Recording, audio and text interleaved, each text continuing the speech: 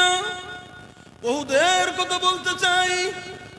উহুদের যুদ্ধের ভিতরে একজন নয়, দুইজন নয়, আমাদের মর্দবালা সাহাবী 70 জন সাহাবী উহুদের ময়দানে শহীদ হয়ে যায়। কয়জন শহীদ হয়েছে? যারা বলেন কয়জন? 70 জন সাহাবী শহীদ হয়েছে। তার ভিতরে এমন একজন সাহাবী শহীদ হয়েছেন, তিনি ছিলেন আল্লাহ রাব্বুল আলামিনের নবীর কলিজার টুকরা। তিনি ছিলেন হযরত হামজা রাদিয়াল্লাহু তাআলা আনহু। ইতিহাস পড়েন না, ইসলামের জন্য সময় দিতে চান না, কোরআনের জন্য সময় দিতে চান না, সাহাবীদের জন্য সময় দিতে চান না, কিন্তু ইসলামটা কেমন করে এসেছে জামিনের ভিতরে।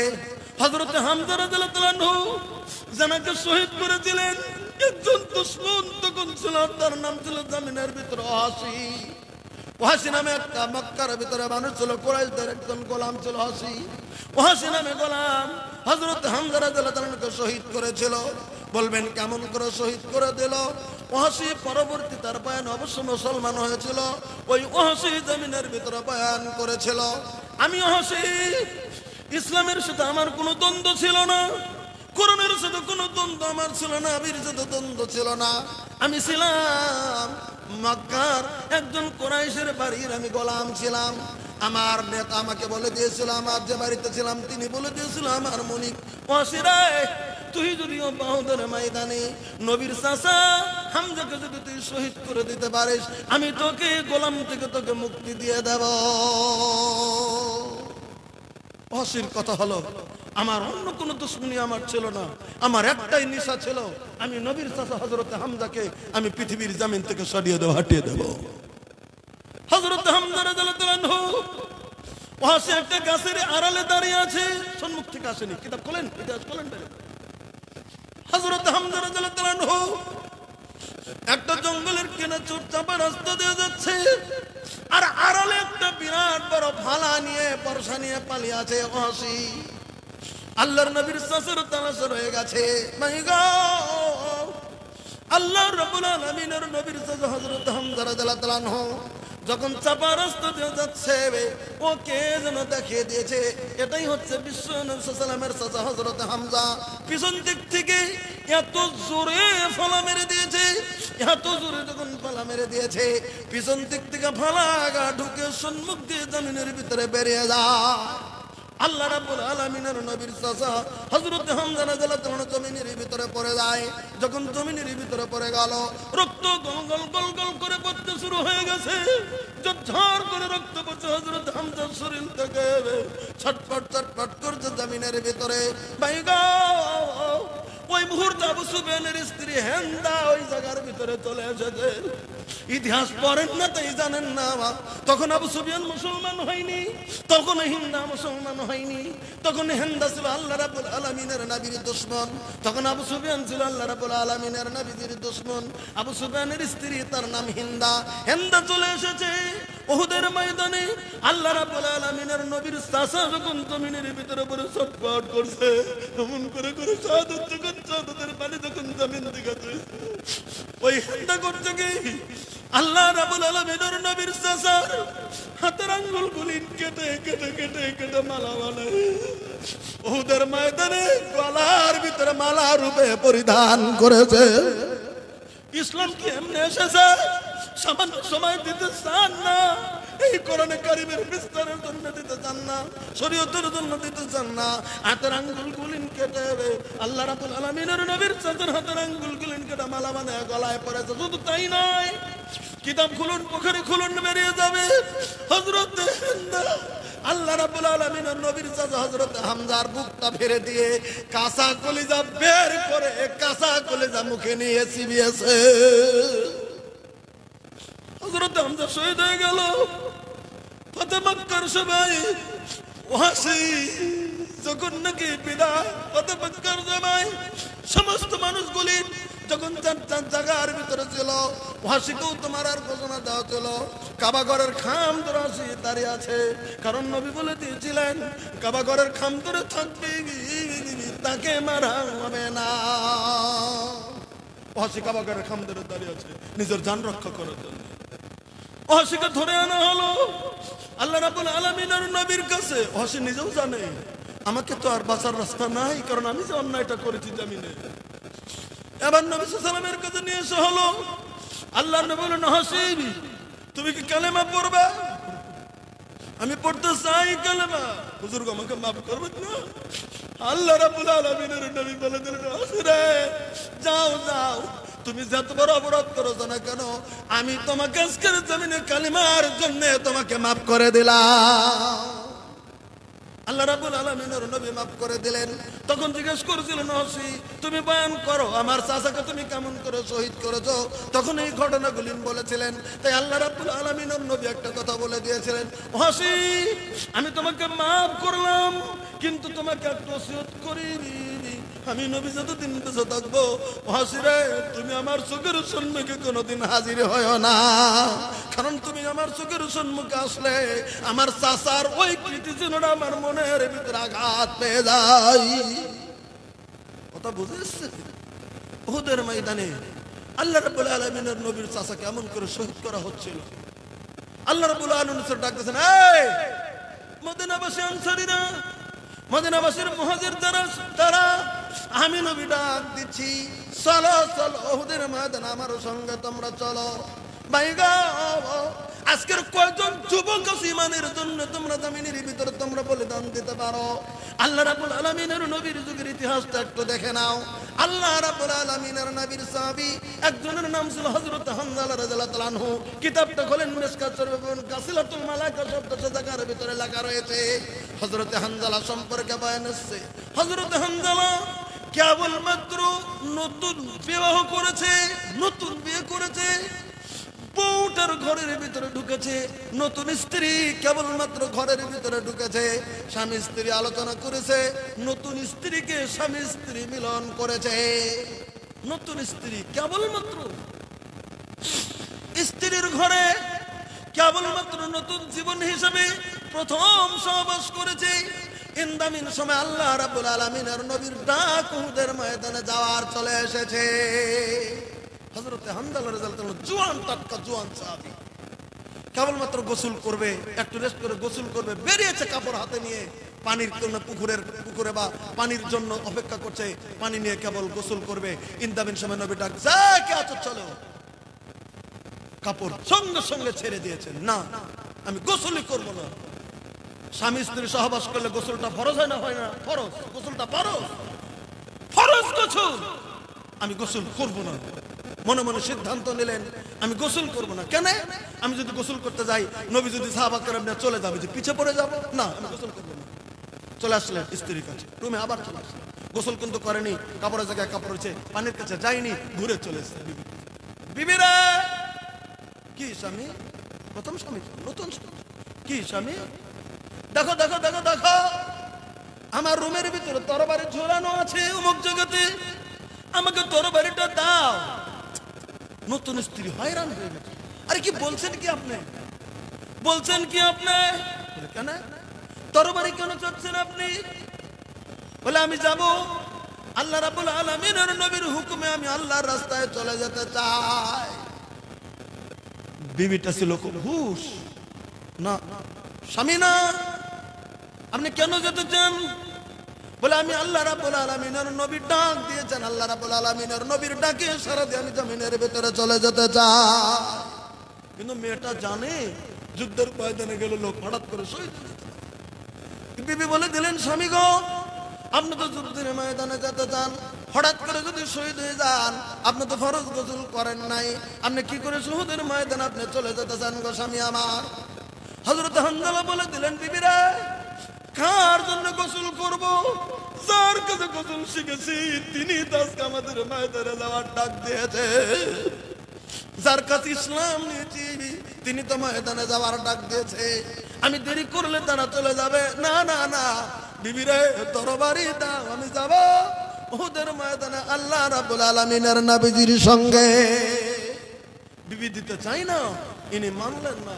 বিবি দিতে চাই না, ইনি মানলেন না। বুদ্ধি নাই, তরবারি বের করে দিলেন।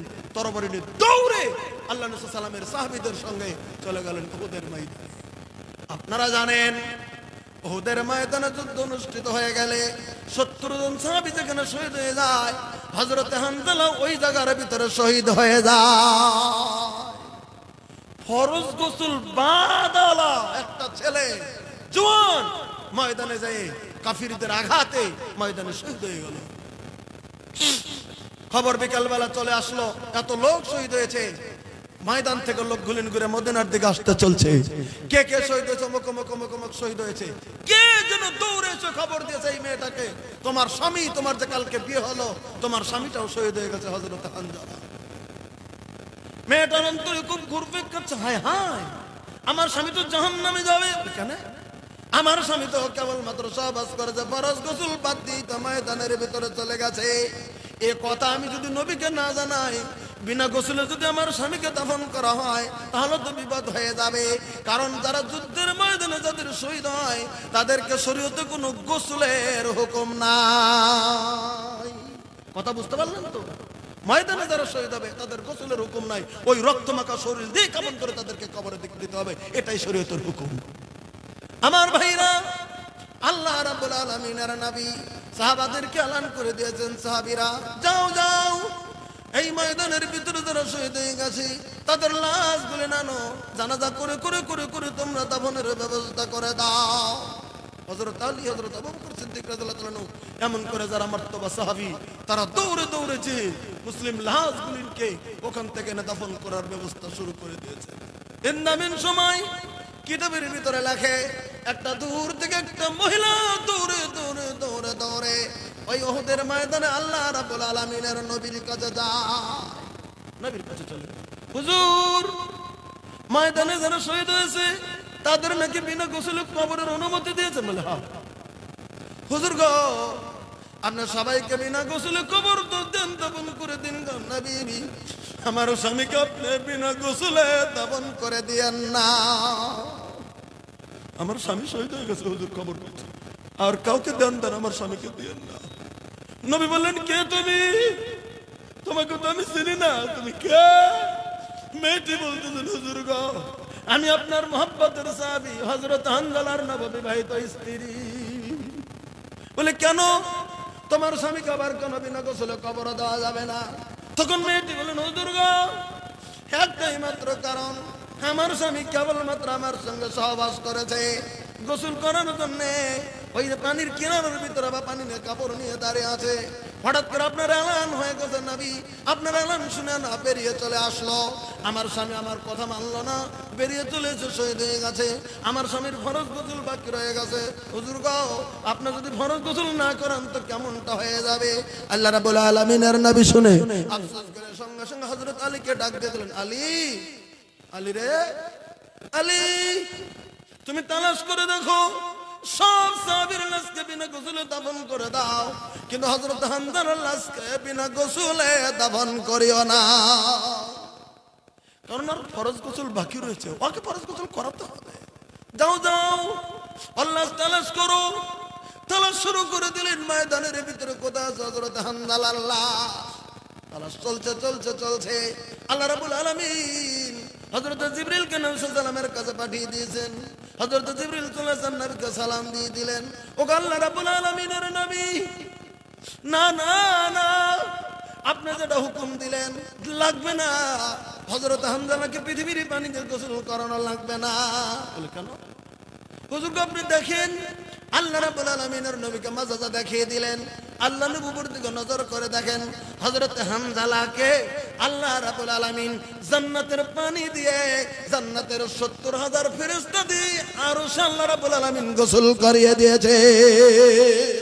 একবার সুবহানাল্লাহ বলুন। আকাশে গোসল করে দিয়েছেন। ফেরেশতা বলে দিলেন গোসল লাগবে না। আল্লাহ রাব্বুল আলামিন বলে দিয়েছেন, নবী গো, যে হযরত হামজালা তোমার মহব্বতে, তোমার একটা হুকুম মান্যতা দেওয়ার জন্য, তোমার দিনকে কায়েম করার জন্য, তোমার হুকুম মান্যতা করার জন্য, তোমাকে মহব্বত করে নিজে ফরজ গোসল ছেড়ে দিয়ে ময়দানের বিরুদ্ধে উপস্থিত হয়ে যদি শহীদ হতে পেরেছে, আমি আল্লাহ চাই না পৃথিবীর পানি দিয়ে হযরত হামজালাকে গোসল করাবো। না না না, 70,000 ফেরেশতা দিয়ে জান্নাতের পানি দিয়ে হযরত হামজালাকে গোসল করিয়ে দিয়েছি। এবার আসেন, আল্লাহ নবী সাল্লাল্লাহু আলাইহি ওয়াসাল্লাম এই সাহাবা کرام শুনো, লাগবে না হযরত হানজালাকে গোসল করাইতে। সাহাবা کرام প্রশ্ন করলেন কেন? হযরত হানজালাকে ৭০,০০০ ফেরেশতা আকাশের ভিতরে গোসল করিয়ে দিয়েছে জান্নাতের পানি দিয়ে। হযরত আলী বলেন, কিছু সাহাবী বলেন, আমরা এটা সত্য প্রমাণের জন্য এগিয়ে গেলাম, গোসল যদি করানো হয়েছে দেখবো হযরত হানজালার লাশটা কোথায়। যা দেখতেছে ঘাসের উপরে উঁচু উঁচু হয়ে হযরত হানজালার লাশ পড়ে আছে, আর শরীর থেকে টপ টপ করে পানি ওই উহুদের ময়দানে তাজা পানি পড়তেছে। সাহাবা کرام প্রমাণ পেয়ে গেল। আমার যুবকেরা, সামান্য সময় দিতে চাই না আমরা দিনের জন্য, সামান্য মেহনত দিতে চাই না দিনের জন্য, সামান্য সময় দিতে চাই না, কিন্তু সাহাবা کرام জানে ময়দানে গেলে আমার জান বাঁচবে কি বাঁচবে না। আল্লাহ রাব্বুল আলামিনের হুকুমে তারা জমিনের ভিতরে ঝাঁপিয়ে পড়েছে, শুধু একটাই আশা, তারা জান্নাতের আশা। তারা চাইছে জান্নাত।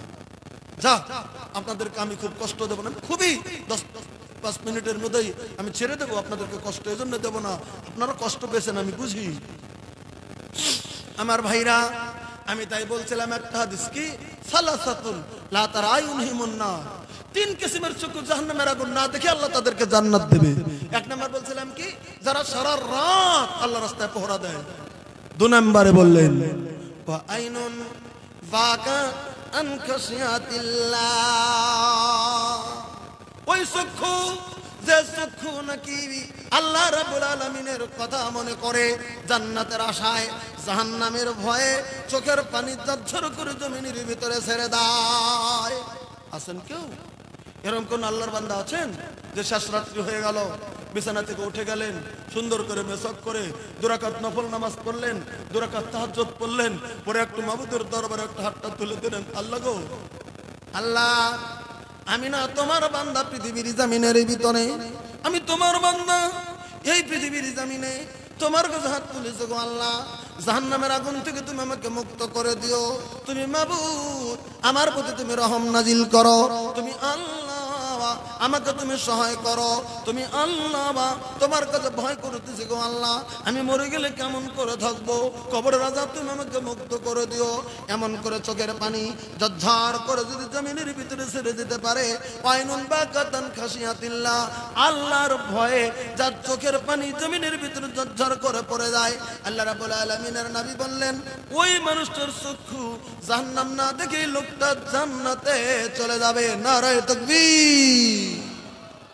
3 নম্বরে একটা কথা বললেন, মনে মনে ভাববেন কি 3 নম্বরে, আইনুন কাফাত আন মাহারিমিল্লাহ, 3 নম্বরে ওই চক্ষু যে চক্ষু নাকি যেগুলিন দেখা শরীয়তে আল্লাহ রাব্বুল আলামিন হারাম ঘোষণা করে দিয়েছেন, যেগুলিন দেখা শরীয়তে হারাম, যেগুলিন দেখা শরীয়তে জায়েজ নয়, যেগুলিন দেখা ইসলামে নিষিদ্ধ করেছেন, আল্লাহ রাব্বুল আলামিনের কথা মনে করে, শরীয়তের কথা মনে করে, নবীর কথা মনে করে, ওই দিকে কোনো দিন যদি নজর করে নাই, আল্লাহ রাব্বুল আলামিনের নবী বলেন ওই কিসিমের চোখটা জাহান্নাম না দেখেই জান্নাতে যাবে। তাহলে সেই খাসলতের চোখ আমরা যদি বানাতে ডাইরেক্ট নাও পারি, অন্তত